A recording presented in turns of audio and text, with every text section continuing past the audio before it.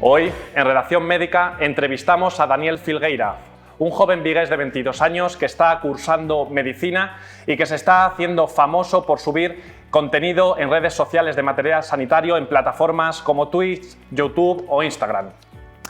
En la entrevista hablaremos con Daniel, entre otras cosas, sobre el por qué empezó esta carrera de medicina, su periplo por las diferentes redes sociales y lo tóxicas que pueden llegar a ser, y sobre todo los beneficios que tienen estas en cuanto a la divulgación y enseñanza del mundo sanitario.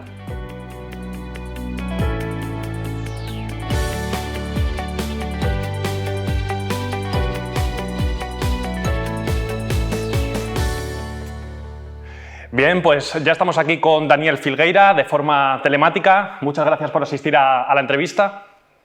Gracias a vosotros por la oportunidad. Como primera pregunta, ¿nos puedes detallar los motivos por los que decidiste adentrarte en la carrera de medicina? Sí, por supuesto. Sí que es cierto que es un tema que evidentemente hablo mucho y parece que siempre se habla de los mismos motivos de vocación, de que parece que naces con ello, y yo realmente no es algo con lo que haya nacido. Sí que es algo con lo que he convivido porque mi madre es médico y es algo que ves todos los días, pero al final mis motivos no dejan de ser motivos de interés. Por una parte, porque siempre me ha interesado todo el mundo de la medicina, de entender por qué funcionamos así, de por qué no. Y por otro lado, un motivo de paliar, quizás un motivo de paliar todo ese desconocimiento, toda esa impotencia muchas veces cuando tienes compañeros, amigos, familiares que les pasa algo y ni lo entiendes ni sabes cómo puedes ayudarlos. Entonces yo diría que principalmente por interés y por paliar ese desconocimiento que tenía. ¿Dirías que está siendo entonces una experiencia satisfactoria o por el contrario te arrepientes de haberla elegido?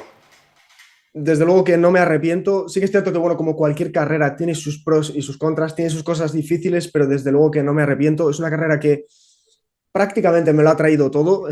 Ya supongo que hablaremos de esto, pero me ha traído confianza, me ha traído ese conocimiento, me ha enseñado mucho y también me ha traído cosas, pues supongo que no tan buenas, pero desde luego que no me arrepiento. Es algo muy importante ahora mismo en mi vida.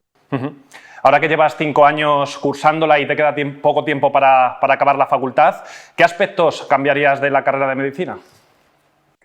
Pues yo creo que quizás mirándolo desde un punto de vista más egoísta, la cambiaría quizás hacia otros modelos que ya se siguen en otros países, que es enfocar la carrera de una manera mucho más práctica, no enfocar la carrera de medicina de una manera tan clásica, en la que todo el rato el alumno escucha teoría, escribe teoría, hace exámenes y muchas veces, como es mi caso, hasta tercer, cuarto año no tiene ese primer contacto con un paciente. La carrera de medicina no creo que sea así.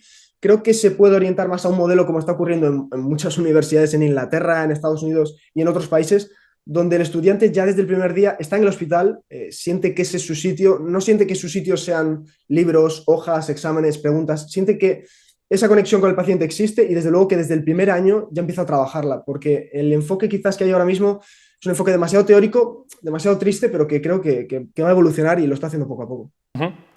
Cuando acabes, ¿qué tienes pensado hacer después? ¿Piensas especializarte? Y si la respuesta es afirmativa, ¿en qué rama te gustaría? Pues esta es la típica pregunta que se le hace a cualquier estudiante de medicina. Lo cierto es que no tengo una especialidad definida, hiperclara. Yo soy una persona, me suelo definir como muy culo inquieto. Sí que tengo orientado un poquito hacia dónde me gustaría tirar, qué tipo de especialidades me gustan. Por ejemplo, yo ahora mismo estoy muy centrado en las médicas. Siento que el quirófano no es mi sitio, pero no he encontrado un sitio en el que quiera estar al 100%. Me gusta absolutamente todo ahora mismo, desde luego lo médico. Y si hay algo que tuviese que destacar que me gusta mucho, ahora mismo de todo lo que he visto, son las urgencias, el ámbito de las urgencias, el ámbito también del paciente crítico. Así que tiraría hacia un paciente crítico, médicas y luego una especialidad que me llama bastante, sin duda, es pediatría, porque es una especialidad increíble. Y por curiosidad, si no fueses estudiante de medicina, ¿a qué otra profesión te hubiese gustado dedicarte? Pues yo creo que si tuviese muchas vidas, que es lo típico que suelo contar, me gustaría prácticamente hacer cualquier carrera, pero si tuviese que decir 2 o 3, siempre suelo decir que me encantaría en otra vida hacer enfermería, quizás para entender y ver el mundo de la medicina desde ese punto de vista, un punto de vista mucho más centrado en lo técnico, en el paciente, en desarrollar ese tacto que espero también poder desarrollar en la medicina. Y luego también me ha interesado siempre mucho el ámbito de la física, tirando más hacia la astronomía, pero bueno, es que en general soy una persona que le atrae todo lo que tiene que ver con la ciencia, el entender el porqué de muchas cosas. el entender cómo funcionan. Entonces yo diría que tirando hacia la física, hacia la enfermería o cualquier carrera sanitaria. Ujú. Muy bien. Ahora que te conocemos un poco mejor, vamos a pasar a preguntas más enfocadas con tu labor en las redes sociales y cómo se entrelaza con el mundo sanitario. Cuéntanos, ¿cómo y por qué empezó este periplo en las redes sociales?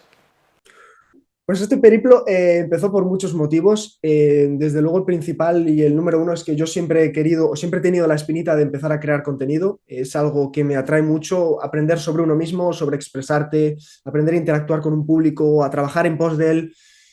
Es algo que siempre he tenido ahí, pero que nunca he acumulado el valor como para llevarlo a cabo. Y después de muchos meses formándome en edición, en diseño, entendiendo cómo funciona un poco todo, decidí dar el paso, decidí empezar en redes sociales. Por una parte por eso, porque siempre me ha llamado la creación de contenido, y por otro lado porque si hay algo que siempre me han enseñado mis padres, es que el experto que solo sabe de su especialidad no sabe de nada. Entonces, tener la posibilidad de, paralelamente a la carrera, seguir formándome en diseño gráfico, seguir formándome en edición, en cómo expresarme, en hablar, crear tu comunidad. Por supuesto, ahora estoy empezando a meterme en el ámbito de, no de la divulgación, pero de enseñar quizás un poco más a tu público. Me ha traído un montón, pero principalmente yo diría que esos dos motivos. Siendo estudiante de medicina y con la exigencia que esto supone, ¿crees que la carrera te quita mucho tiempo para disfrutar de tus hobbies, como en este caso la creación de contenido? ¿Puedes compaginarlo bien? Bueno, yo creo que desde un primer momento la carrera sí que parece que es algo que te supera, que te absorbe, que no tienes tiempo para absolutamente nada. De hecho, en lo que se suele caer es en el tema de dejar los deportes, de dejar de hacer las cosas que te gustan.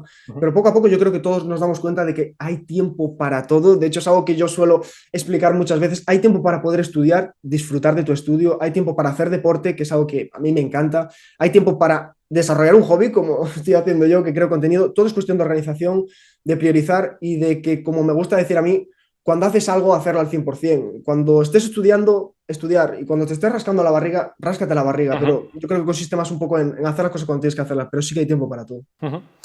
Tienes cuentas en TikTok, YouTube, Instagram, Twitch, con cifras bastante altas de seguidores. De todas ellas, ¿con cuál estás más cómodo a la hora de emitir tu contenido? Sin duda, en la última o en el último ámbito en el que me he metido, que es Twitch. Twitch es una plataforma de creación de contenido en directo y es algo que ya empecé a tocar poquito a poco en TikTok en su momento, hacía mis directos. Sí que es cierto que en TikTok nunca tienes un público muy definido y cuando por fin me metí en Twitch, que fue por muchos motivos, me di cuenta de que podía, por un lado, estudiar y por otro lado, interactuar en tiempo real con la gente que está a gusto, que se sienta a gusto conmigo, entenderla, responderle. Desde luego que si tengo que decir un sitio o dos en el que estoy más a gusto creando contenido es en directo, en Twitch, y luego ya, pues la verdad es que mi amor por YouTube es otra cosa ya. Es que YouTube es una plataforma increíble. ¿Y la creación de estos vídeos dan la suficiente retribución económica como para poder vivir de ello? Yo diría que no. Actualmente, si cualquier persona quiere empezar en creación de contenido, no creo que un motivo inicial a tener en cuenta sea ese. Sí que es cierto que luego con los meses y poco a poco, cuando vas creciendo, te das cuenta de que empiezan a llegar esas retribuciones, que empiezas a monetizar, empieza a llegar ese dinero, pero la realidad es que vivir de las redes sociales o de la creación de contenido es algo que lleva años, sin duda lleva años.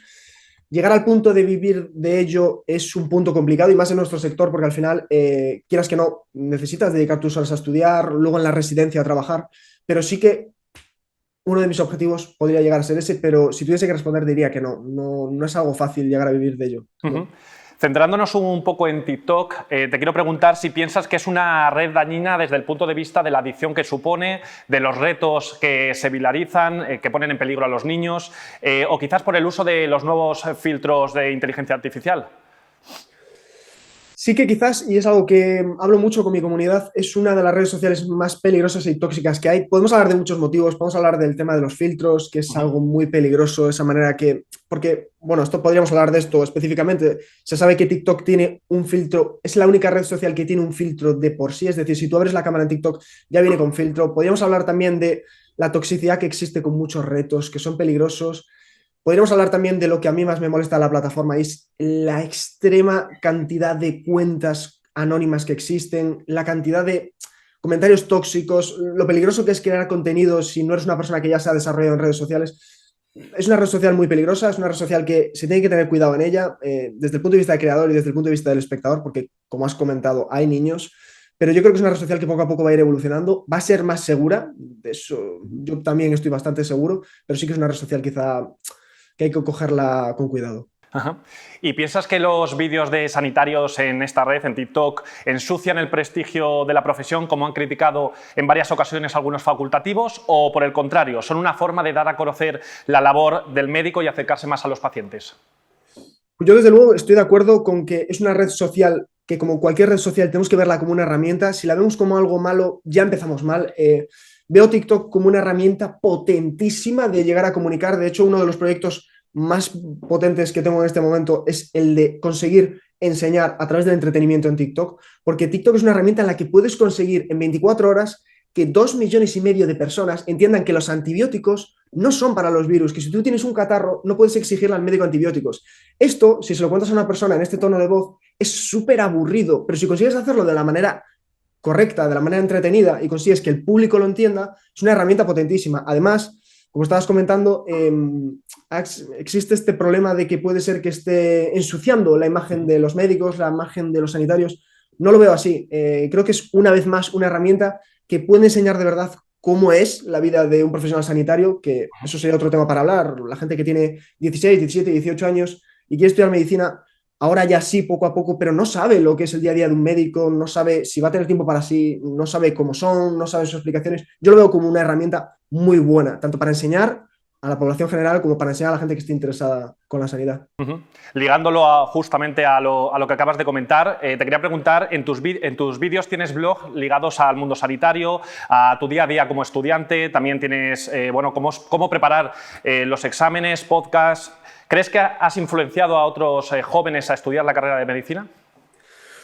Bueno, creo que la palabra influenciar es una palabra que desde luego por ahora me queda muy grande, pero sí que he visto o he estado en contacto con personas que se han animado a estudiar conmigo, se han animado a ver lo que comparto de mi día a día, que desde luego creo que soy una persona que enseña tanto lo bueno como lo malo y eso es algo positivo. Y sí que conozco gente que ha empezado a estudiar conmigo o estaba en segundo de bachillerato y me ha escrito, bueno, llevo poco tiempo en esto de las redes sociales, pero cuando dieron las plazas de la universidad del año pasado, me escribieron 5 o 6 personas y me dijeron: Dani, yo estoy estudiando contigo todo el año y he entrado en medicina, solo quería escribirte para darte las gracias. Bueno, evidentemente uno de los mejores días de mi vida, pero sí que creo que poco a poco, no tanto que motive, que a lo mejor puede ser que exista algún caso, sino que al menos enseño lo que quieren ver, que es cómo es la carrera, cómo es por dentro, lo que requiere, lo que no, lo bueno, lo malo. Así que influenciado, no sé, pero puede ser que poco a poco sí que empiece a llegar al público que quiero. Hablando sobre tu contenido, haces otro tipo de vídeos como la sección Auscultando Facultades, en donde entrevistas a otros estudiantes de carreras distintas a medicina para ver cuánto saben pues, de medicina. Según tus experiencias, ¿cómo calificarías el conocimiento general que tienen estas personas? Pues como digo, esta es precisamente una de las series que creé con muchísimas ganas para tratar de empezar ese proyecto de entretener y educar. Me di cuenta de que la manera más bonita, más divertida y más llevadera de hacerlo era esa: una, yendo a distintas facultades y haciendo preguntas sobre medicina, y dos, subiendo a las redes sociales de mucha interacción, como puede ser TikTok.